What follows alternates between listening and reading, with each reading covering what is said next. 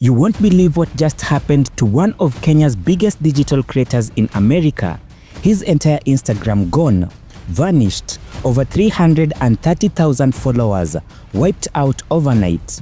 And what he posted right before it disappeared will send chills down your spine. Arnold Malcom, a name that every Kenyan on social media knows.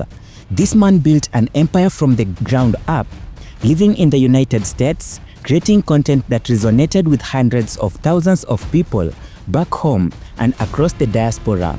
330,000 plus followers on Instagram alone.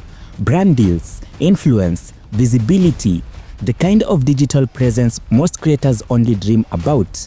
But on a day that seemed like any other, Arnold today has woken up, posted a series of videos, and within hours, everything he had built was snatched away.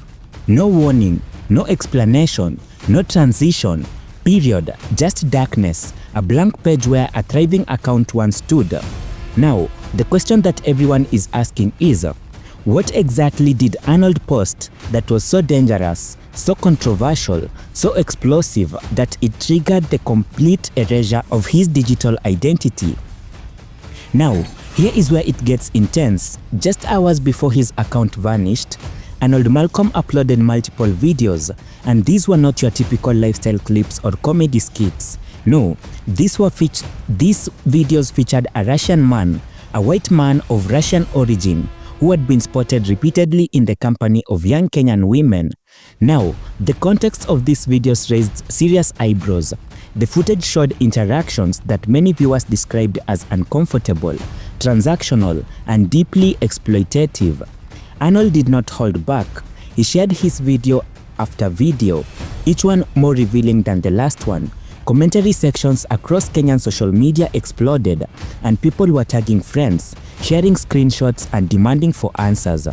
The clips spread like wildfire across Twitter, TikTok, Facebook, and everywhere. Arnold was doing what he believed was right, shining a light on something that many people had noticed, but few had the platform to address. He was using his influence to ask hard questions, questions about exploitation, questions about power dynamics, questions that clearly made someone very, very uncomfortable. But that is not all. Wait until you see what happened next, because what followed those posts is something no one saw coming. Within hours of uploading those videos, Arnold's Instagram account was gone. Not suspended, not restricted, but gone. When you searched his handle, nothing. When you clicked on all links of his profile, error page, 330,000 followers, years of content, collaborations, memories, milestones, all of it evaporated in what felt like a blink of an eye. Now, Instagram has a process for removing accounts. Typically, you receive warnings, you get notifications about community guideline violation. There is usually a review process, but according to reports circulating online, Arnold received none of that. It was swift, it was surgical, and the timing is what makes this story so suspicious.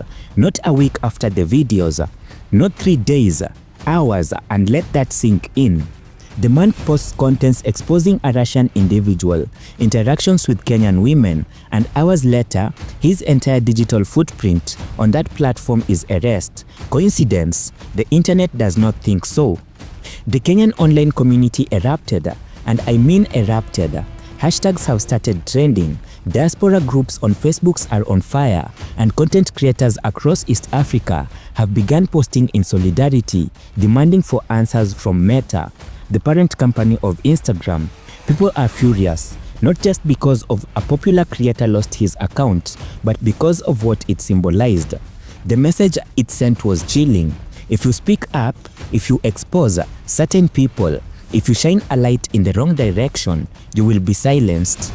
Kenyan Twitter, which never sleeps, is relentless now, with screenshots of Arnold's deleted videos circulating everywhere. People who had saved the clips before the account went down have begun re-uploading them.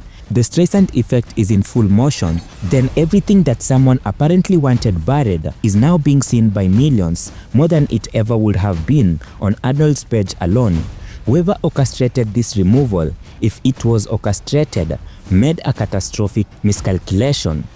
Now, you are probably wondering, who is this Russian man and why did these videos trigger such a violent response from the platform? Stay with me because this next part is going to change everything. The Russian individual seen in Arnold's video has reportedly been a recurring figure in certain social media circles in Nairobi. Multiple accounts from Kenyan women and observers online suggest that this man had been engaging with young Kenyan women in ways that raise serious ethical concerns. Some describe the interactions as suggestive of exploitation. Others pointed to a pattern of behavior that had been whispered about in private circles for months but never publicly addressed. Arnold Malcom, with his massive platform, became the first major voice to bring these whispers into the open, and he was not making baseless accusations. He was sharing video evidence, real footage, documented encounters, and that is precisely what made his content so threatening to whoever who wanted it gone. This is not just about one creator losing an account. This is about the power dynamics at play when African voices attempt to hold foreign individuals accountable on global platforms.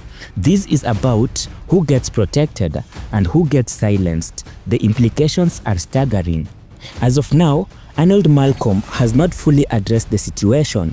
In a detailed public statement, through messages of support continue to pour in from across the globe, fellow creators have rallied him. Some have even begun investigating the Russian individual independently, picking up where Arnold's deleted videos left off.